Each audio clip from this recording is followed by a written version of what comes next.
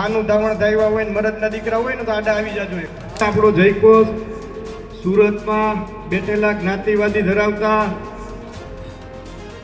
કીડાઓના કાન સુધી પહોંચવો જોઈએ. એટલે હાલ જે ગોંડલને અને ગોંડલ તાલુકાને બદનામ કરવા માટે થઈ જે રીતે ગોંડલથી 500 કિલોમીટર, ગોંડલથી 200 કિલોમીટર દૂર બેઠા બેઠા અમુક હલકી માનસિકતા ધરાવતા વિઘ્ન સંતોષીઓ લોકો અને જ્ઞાતિવાદી માનસિકતા ધરાવતા કીડાઓ જે રીતે ગોંડલને ગોંડલ તાલુકાને બદનામ કરે છે એને આ મંચ ઉપરથી ને સુલતાનપુરની ધરતી ઉપરથી અમુક વાતો કરવા માટે હું અહીંયા આવેલો. તારી ઉપર 14 પાટીદાર સમાજના દીકરાના મૃત્યુના આરોપની પાપના પોટલા છે એ પેલા ધોઈ નાખ, સારા કર્મ કરી નાખ, પછી ગોંડલની ધરતી તારી રાહ જોવે.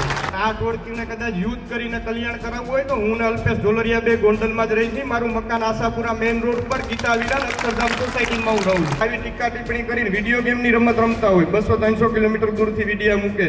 આ વિડીયો ગેમની રમત રમવાવાળા અમે કે અમારા ભારતીય જનતા પાર્ટીના કાર્યકર્તા કે ગોંડલની જનતા નથી. તમારામાં તાકાત હોય, તમે તમારું માનું દૂધ પીધું હોય તો અમારા કાર્યકર્તાનો કોલર પકડીને બતાવો. બાપના બોલથી વાવાઝોડાની જેમ આવી છે કે નથી આવતા. હવે દિલથી નક્કી કરી લીધું હોય કે દિલ ખોલીને આવવાનું છે ને મેદાનમાં ઉતરવાનું છે.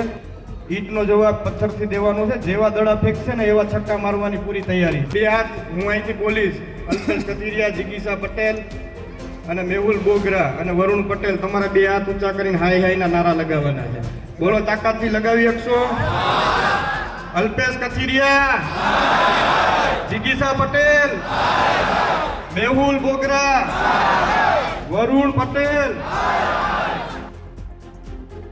સર, ગણેશ ગોંડલે નિવેદન આપ્યું છે જેને લઈને એકવાર ફરી ગુજરાતની રાજનીતિમાં ખળબળાટ મચી ચૂક્યો છે અને એમને ખાસ 3 વ્યક્તિઓ પર નિશાન સાધ્યું છે અને એમાં આપનો પણ સમાવેશ છે. અલ્પેશભાઈ, એમની પ્રતિક્રિયા પર આપ શું સ્ટેન્ડ કરશો? શું છે આપનું સ્ટેટમેન્ટ?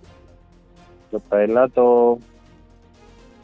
એ જે સર્ટિફિકેટ ગામમાં બાટી રહ્યા છે એ સર્ટિફિકેટની અમારે કોઈ જરૂર નથી.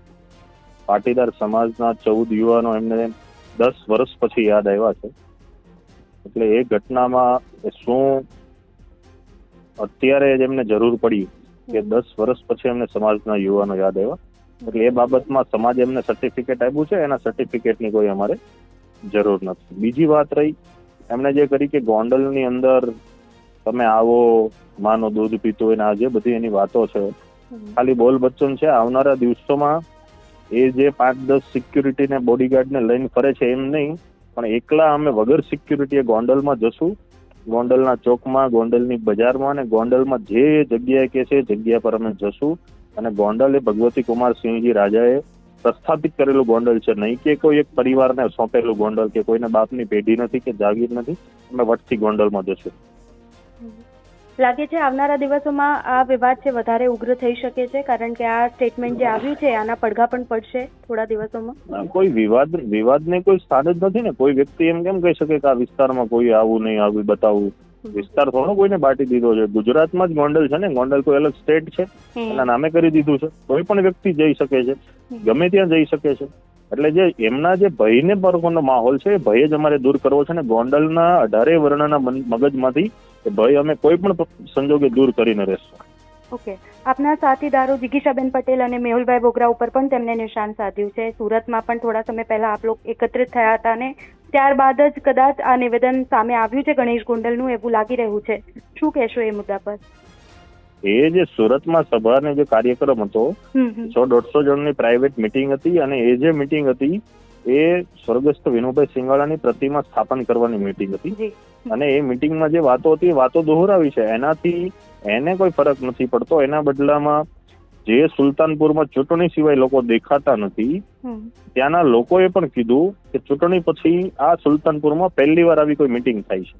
એટલે એ માત્ર ને માત્ર એમના ગોંડલમાંથી 50 ગાડીઓ બોલાવીને માણસો ભેગા કરી અને ખાલી બધી વાતો કરી રહ્યા છે. Okay, thank you so much sir.